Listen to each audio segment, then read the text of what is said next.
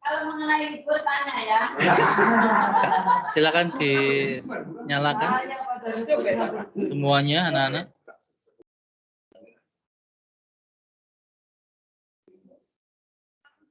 Oke. Ada siapa di sini?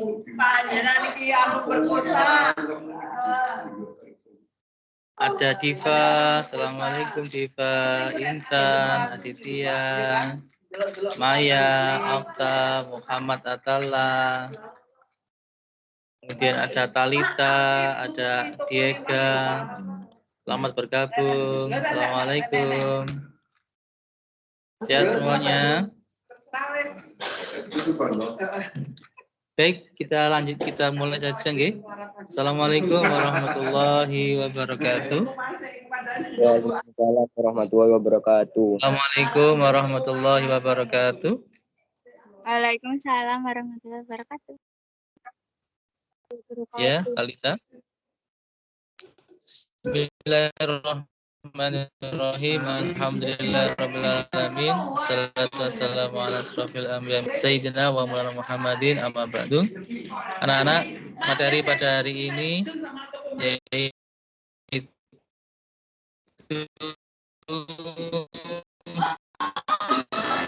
terkait materi.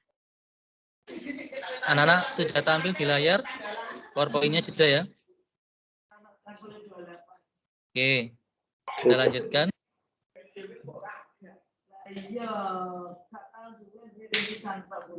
Masih ada berapa siswa ini yang belum masuk ya? Coba.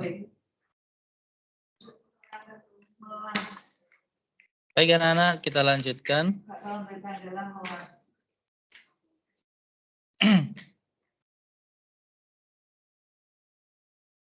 Kita renungkan anak-anak betapa nikmatnya orang yang sedang berbuka puasa ketika di hari itu kalian berpuasa ya, seharian kalian menahan lapar, haus, dahaga, tiba-tiba berbuka ya, betapa nikmatnya.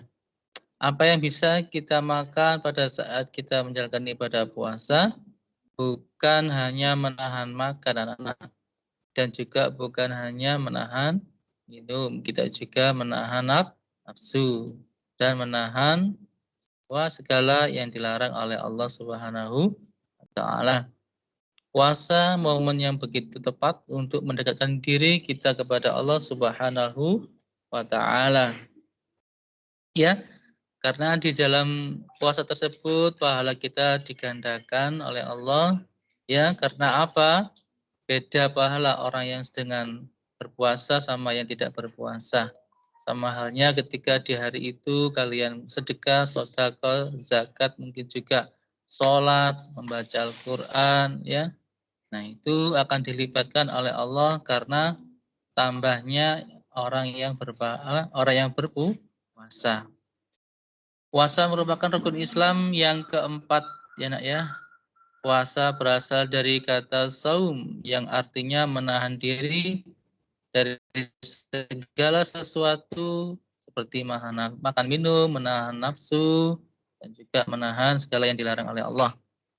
Bagaimana dalam surat Al-Baqarah ayat 187, makan dan minumlah hingga jelas bagimu perbedaan antara benang putih dan benang hitam. Maksudnya kita harus tahu kapan kita waktunya sahur dan kapan kita waktunya untuk berbuka puasa. Setiap orang yang percaya kepada Allah Subhanahu wa taala diwajibkan untuk berpuasa di bulan Ramadan. Sebagaimana firman-Nya, ya ayyuhalladzina amanu kutiba alaikumusyamu kama kutiba alal ladzina min qablikum la'allakum tattaqun. Shadaqallahul azim. Wahai orang-orang yang beriman, diwajibkan atas kamu berpuasa sebagaimana diwajibkan atas orang-orang sebelum kamu agar kamu bertakwa. Shadaqallahul azim. Sungguh maha benar Allah dengan segala firman-Nya. Surat Al-Baqarah ayat 183. Puasa wajib anak-anak ada 4, yaitu puasa Ramadan, puasa nazar, dan puasa qadha yang terakhir puasa kifarat. Itu mari kita akan membahas satu persatu. Puasa Ramadan adalah puasa yang dilaksanakan di bulan Ramadan yang merupakan rukun Islam yang keempat ya. Puasa ini dimulai diperintahkan pada tahun 2 Hijriah. Setelah Nabi Muhammad SAW hijrah ke Madinah. Hukumnya adalah fardu ain. Apa itu fardu ain? Itu kewajiban yang dilaksanakan untuk setiap orang mukmin, orang Islam yang melekat pada dirinya pribadi ya masing-masing. Anak-anak, jangan sekali-kali kita meninggalkan puasa Ramadan tanpa adanya halangan yang dibenarkan menurut syariat. Ya, apabila sedang berhalangan melaksanakan puasa Ramadan, maka kita wajib untuk menggantinya pada hari yang lain. Itu kita lanjut ke puasa nazar. Puasa nazar adalah puasa yang dilakukan karena mempunyai nazar. Nazar itu janji. Janji apa? Janji kebaikan yang pernah diucapkan. Puasa ini wajib dilaksanakan anak-anak ketika keinginannya atau janjinya itu tercapai. Ya, cita-citanya itu terpenuhi. Misalnya kalian ingin sekali lulus SMP 28 dengan predikat 10 besar di sekolah. Nah, itu adalah kok terwujud ya. Dan kamu berjanji untuk puasa 3 hari. Nah, ini wajib dilaksanakan. Nazar harus berupa amal kebaikan. Kita tidak boleh bernazar dengan amal keburukan atau maksiat. Jika seseorang kelepasan ucap atau bernazar untuk berbuat maksiat kepada Allah, maka hal tersebut tidak wajib dilakukan. Ya, bahkan ia harus beristighfar, mohon ampun kepada Allah. Adapun hukum puasa nazar adalah wajib dilaksanakan sebagaimana firman Allah dalam surat Al-Insan ayat 7 yang artinya mereka memenuhi nazar dan takut akan suatu hari yang azabnya merata di mana-mana. Baik, kita lanjut ke puasa qadha anak-anak. Puasa qadha adalah puasa yang kita niatkan untuk mengganti kewajiban sesudah lewat waktunya. Sebagai contoh, orang yang meninggalkan puasa karena haid berkewajiban mengganti puasa tersebut di bulan yang lainnya. Apabila meninggalkan puasanya 6 hari, maka wajib baginya mengqadha atau mengganti puasa sebanyak 6 hari yang ditinggalkan. Batas waktu untuk mengqadha puasanya adalah sampai datang bulan puasa berikutnya. Apabila tidak dilakukan, ia wajib mengqadha sholat serta membayar fidyah. Kita lanjut materi berikutnya yaitu puasa kifarat. Adalah puasa yang wajib dikerjakan karena melanggar suatu aturan yang telah ditentukan. Puasa kifarat wajib dilaksanakan apabila terjadi hal-hal berikut ini. Yang pertama, tidak mampu memenuhi nazar untuk puasa nazar tadi ya, maka dia dikenakan puasa kifarat. Yang kedua, berkumpul dengan istri pada siang hari di bulan Ramadan. Dan yang ketiga, membunuh secara tidak sengaja. Yang keempat, melakukan zihar kepada istrinya. Apa itu zihar? Yaitu menyamakan istri dengan ibunya. Yang berikutnya, mencukur rambut ketika ihram dan berburu ketika ihram. Dan terakhir, mengerjakan haji dan umroh dengan cara tamattu atau qiran. Ini diwajibkan untuk puasa kifarat. Paham itu mana anak? Halo, paham anak-anak? Iya. Oke, Diega. Puasa sunnah, Diega, yang lain juga, yaitu puasa yang diperintahkan untuk melaksanakan puasa wajib, ya. Kita juga dianjurkan untuk melaksanakan puasa sunnah, anak-anak. Cara mengerjakannya sama seperti melaksanakan puasa Ramadan, yaitu dimulai dari terbitnya fajar sampai terbenamnya matahari. Ya, dalam pelaksanaannya puasa sunnah ini dikaitkan dengan bulan, hari, dan tanggal. Puasa sunnah ini apabila dikerjakan akan mendapatkan pahala, namun apabila tidak dikerjakan tidak berdosa. Berikut ini adalah uraian puasa yang disunahkan untuk melaksanakan selain puasa wajib, yaitu puasa Syawal, puasa Arafah, tanggal 9 Dzulhijjah, puasa hari Senin dan Kamis. Oke, masuk ke puasa Syawal. Puasa Syawal ini dilaksanakan sesudah tanggal 2 Syawal, anak-anak. Jumlahnya 6 hari. Cara mengerjakannya boleh dikerjakan berturut-turut, ya, dari mulai Senin sampai dengan Sabtu berturut-turut. Contoh ya. Atau boleh juga dilaksanakan dengan cara berselang-selang. Senin puasa, Selasa tidak, Rabu puasa, dan seterusnya. Itu ya. Hal ini berdasarkan dengan hadis anak-anak yang artinya dari Abu Ayyub Rasulullah Shallallahu Alaihi Wasallam bersabda, siapa berpuasa Ramadan kemudian mengikutinya dengan berpuasa 6 hari di bulan Syawal, yang demikian itu pahalanya seperti puasa setahun.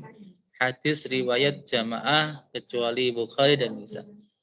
Luar biasa pahalanya ya, sama halnya berpuasa selama setahun.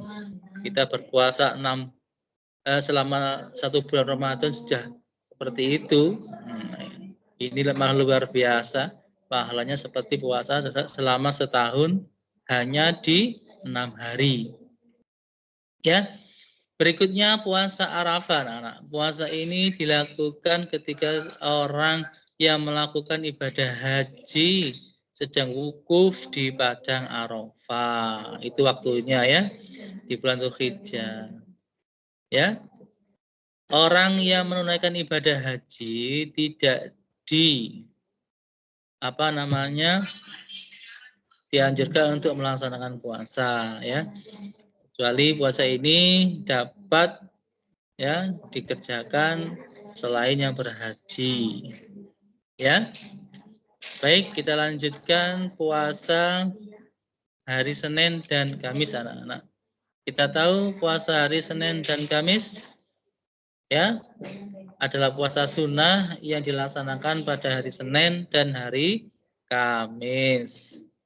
Artinya puasa ini sudah dianjurkan dalam sebuah hadis diriwayatkan oleh hadis riwayat Ahmad dan Tirmizi, yang artinya Rasulullah SAW bersabda, ditempahkan amal-amalku umatku pada hari Senin dan Kamis, dan aku senang amalku ditempahkan, maka aku berpuasa. Baik anak-anak, itu tadi serangkaian puasa sunnah. Kita lanjut ke syarat wajib puasa. Yang pertama adalah orang yang berakal, yang kedua orang yang balik, yang ketiga adalah mampu berpuasa. Siapakah orang yang berakal? Ya, orang yang tidak gila, orang yang tidak pikun, ya, atau orang yang nggak stres, atau orang yang nggak sedang dalam kondisi koma atau pingsan yang lama. Itu. Yang kedua, balik. Bagi laki-laki, tanda-tanda balik sudah keluarnya air mani dalam mimpi basah. Yang kedua, sudah tumbuh rambut ya di kumis, jenggot, dan di area yang lain juga tumbuhnya jakun di sini ya. Kalau yang perempuan juga sama, sudah mengalami menstruasi dan lain-lain. Itu tanda sudah balik. Oke. Kita lanjut syarat sahnya puasa, anak-anak. Yang pertama itu adalah beragama Islam. Syarat sahnya puasa yang pertama adalah beragama Islam. Yang kedua adalah mumayyiz. Apa itu mumayyiz? Mumayyiz itu dapat membedakan mana yang baik, mana yang benar, mana itu makanan halal, mana itu makanan haram, ya, mana itu perbuatan yang baik, mana itu perbuatan yang buruk, itu sudah namanya mumayyiz. Kemudian yang ketiga, ya, suci dari darah haid dan nifas. Nah, ini berlaku bagi kalian yang gendernya perempuan, ya. Dan yang terakhir, dalam waktu yang diperbolehkan untuk berpuasa. Ini syarat-syaratnya, ya. Nah, baiklah, itu tadi syarat sahnya puasa. Kita lanjut ke rukun puasa, anak-anak. Orang yang melaksanakan puasa harus memenuhi rukun puasa, yaitu pertama, kita berniat. Contoh niat puasa Ramadan, nawaitu saumal ghadi an adza'i fardhi syahri ramadhana hadhihi sanati fardhillahi ta'ala. Itu niatnya, ya. Ingat, untuk niat ini kalau bisa dibaca atau dilantunkan setelah sholat isya malamnya, ya. Baik itu puasa wajib, puasa Ramadan maupun puasa sunnah yang lain. Ya, karena apa? Kalau kita nggak niat, maka hukum puasa kita tadi tidak sah alias batal. Yang kedua, menahan diri dari segala sesuatu yang membatalkan puasa dari mulai terbit fajar sampai terbenamnya matahari. Itu anak-anak, ya, termasuk rukun puasa. Tidak boleh makan, tidak boleh minum, dan lain-lain yang membatalkan puasa. Hal-hal yang membatalkan puasa, yang pertama, makan, minum, muntah yang disengaja atau dibuat-buat, berhubungan suami istri di siang hari, ya, keluar darah haid atau nifas bagi perempuan, gila atau sakit jiwa, atau keluar cairan mani dengan disengaja. Kecuali keluarnya itu ketika mimpi basah, maka tetap bisa melanjutkan puasa. Berikutnya anak-anak, yaitu hal-hal yang mengurangi pahala puasa. Hal yang dapat mengurangi bahkan menghilangkan pahala puasa adalah semua perbuatan yang dilarang oleh Islam. Contohnya membicarakan kejelekan orang lain, ya, menggosip, ya, merasani, kemudian berbohong, mencaci maki, dan sebagainya. Itu bisa mengurangi pahala puasa. Oke, berikut ini adalah orang-orang yang diperbolehkan meninggalkan puasa. Yang pertama, orang yang sedang sakit dan tidak kuat untuk berpuasa. Apabila berpuasa, sakitnya semakin parah. Namun ia harus menggantinya di hari lain apabila sudah sembuh nanti. Yang kedua, orang yang sedang dalam perjalanan jauh, ia pun wajib mengqadha puasanya di hari lain. Yang ketiga, orang tua yang sudah lemah, tidak kuat lagi untuk berpuasa, ia wajib membayar fidyah, yaitu bersedekah tiap hari 3/4 liter beras atau yang sama dengan itu kepada fakir miskin. Dan yang terakhir, orang yang sedang hamil dan menyusui anaknya. Kedua perempuan ini harus khawatir akan menjadi mudarat kepada dirinya sendiri atau serta anaknya. Mereka wajib mengqadha puasanya. Bagaimana orang yang sedang sakit, kalau hanya khawatir akan menimbulkan mudarat bagi anaknya, ia wajib mengqadha puasanya dan membayar fidyah kepada fakir. Enak, ya? Itu. Kita lanjut, waktu yang diharamkan untuk berpuasa. Nah, waktu yang diharamkan untuk berpuasa yaitu hari raya Idul Fitri, hari raya Idul Adha, itu haram untuk berpuasa. Yang kedua, hari Asyura, tanggal 11, 12, 13 Zulhijjah juga diharamkan untuk berpuasa. Berikutnya, yang terakhir, hari yang diragukan apakah sudah tanggal 1 Ramadan atau belum. Nah, ini juga waktu yang diharamkan untuk berpuasa. Terima kasih anak-anak. Mungkin ada yang mau bertanya. Mungkin siapa? Diega, Talita, yang lain. Monggo. Ada yang mau bertanya? Silahkan. Enggak, Pak. Cukup ya? Oke. Anak-anak nanti bisa dilanjutkan mengerjakan tugas yang sudah saya share di Teams maupun di grup WA untuk segera menyelesaikan karena hanya sedikit yang menyelesaikan. Oke, terima kasih anak-anak. Semoga bermanfaat ilmunya. Semoga kalian menjadi anak yang solih-solihah. Tetap jaga protokol kesehatannya. Ya, jauhi kerumunan, jaga jarak, selalu memakai masker. Oke, terima kasih dari saya. Mohon maaf. Terima kasih. Spendupan pasti bisa. Spendupan pasti bisa. Spendupan pasti bisa. Akhir kalam. Wassalamualaikum warahmatullahi wabarakatuh. Waalaikumsalam warahmatullahi wabarakatuh.